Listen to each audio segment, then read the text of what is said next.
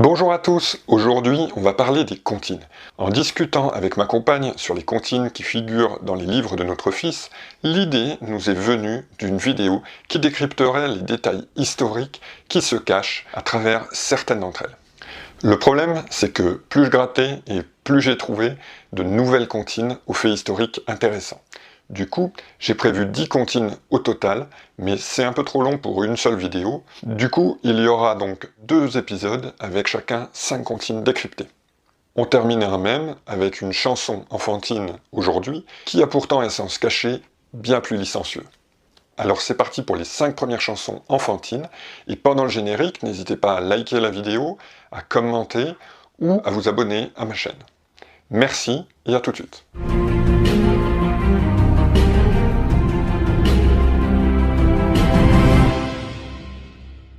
Tire la chevillette et la bobinette, cher rat. La formule est désormais célèbre. Il ne s'agit pas d'une formule magique, mais plutôt d'un détail historique. La bobinette est une pièce de bois mobile, maintenue contre le battant d'une porte au moyen d'une petite cheville, une chevillette. Cette chevillette peut être bloquée de l'intérieur, mais visiblement dans le conte de Charles Perrault, elle ne l'était pas. Quand on tire cette chevillette, la bobinette pivote et tombe, libérant le battant de la porte. Plus tard, on inventera un outil muni d'une dent permettant de soulever mécaniquement la chevillette. Afin de mieux sécuriser les portes, on ajoutera d'autres chevillettes, et donc d'autres dents à l'outil mécanique. Le système de chevillette devient une serrure, et l'outil muni de dents n'est autre que la clé qu'on connaît encore aujourd'hui. C'est la mère Michel qui a perdu son chat, qui crie par la fenêtre à qui le lui rendra. C'est le père Lustucru qui lui a répondu. Mais qui est donc ce père Lustucru qui répond aux plaintes de la mère Michel? En fait, le Lustucru est un personnage imaginaire très répandu au XVIIe et XVIIIe siècle. À l'époque, le mouvement de la préciosité est très en vogue. Les précieuses se réunissent en salon pour y parler littérature et langue française. Inquiets de l'influence grandissante de ce mouvement, les hommes essaient alors de riposter. Une caricature parue dans un almanach de 1659 montre ainsi un certain maître Lustucru, forgeron, essayant de remodeler la tête de femme décapitée. L'enseigne de la boutique du forgeron est on ne peut plus clair. Tout en est bon, ce qui est tiré d'un dicton disant « une femme sans tête, tout en est bon ».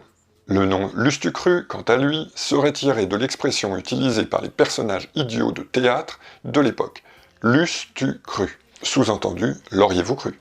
Dans le cas de notre caricature, il faudrait voir en ce nom donné au forgeron un message subliminal. Auriez-vous pensé que la tête d'une femme puisse être réparée?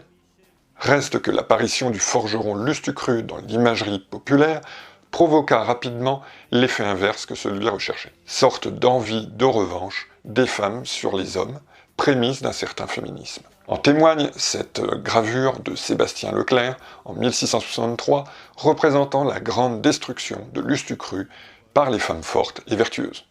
Le bon roi d'Agobert avait sa culotte à l'envers. Le grand saint des lois lui dit « Ô mon roi, votre majesté est mal culottée ». Cette comptine, a priori enfantine, n'en était pas tout à fait une au départ.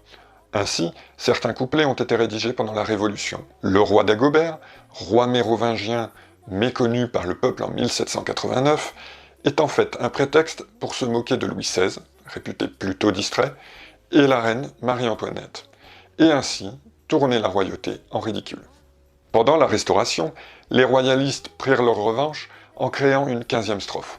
On reconnaît alors facilement en Dagobert qui voulait conquérir l'univers, l'empereur Napoléon Ier.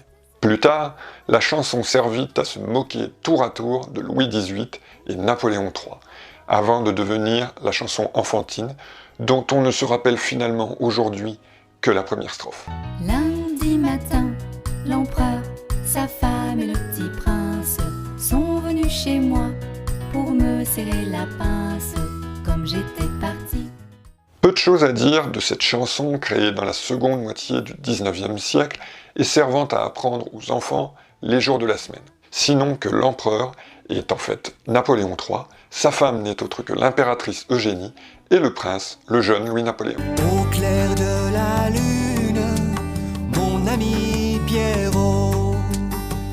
prête-moi ta plume pour écrire un mot. Dans cette chanson du XVIIIe siècle, un jeune homme n'a plus de lumière pour écrire. Il demande à Pierrot sa plume, qui est en fait la déformation de lume, c'est-à-dire la chandelle. Ce dernier va lui conseiller d'aller chez sa voisine, car dans sa cuisine, on bat le briquet.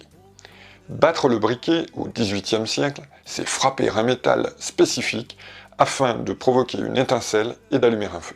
Mais battre le briquet au XVIIIe siècle, c'est aussi une expression signifiant faire l'amour. Dès lors, lorsque l'on sait en plus qu'à l'époque une chandelle est le symbole phallique par excellence, la chanson naïve qu'on connaît prend une toute autre tournure. Sur ce, je vous laisse, je vais aller apprendre une comptine à mon fils. Je vais peut-être plutôt jouer au ballon avec lui. Sur l'air du tra-la-la-la, sur l'air du tra-la-la-la, sur l'air du tra-des-ri-des-ra et tra-la-la, sur l'air du tra-la-la-la, sur l'air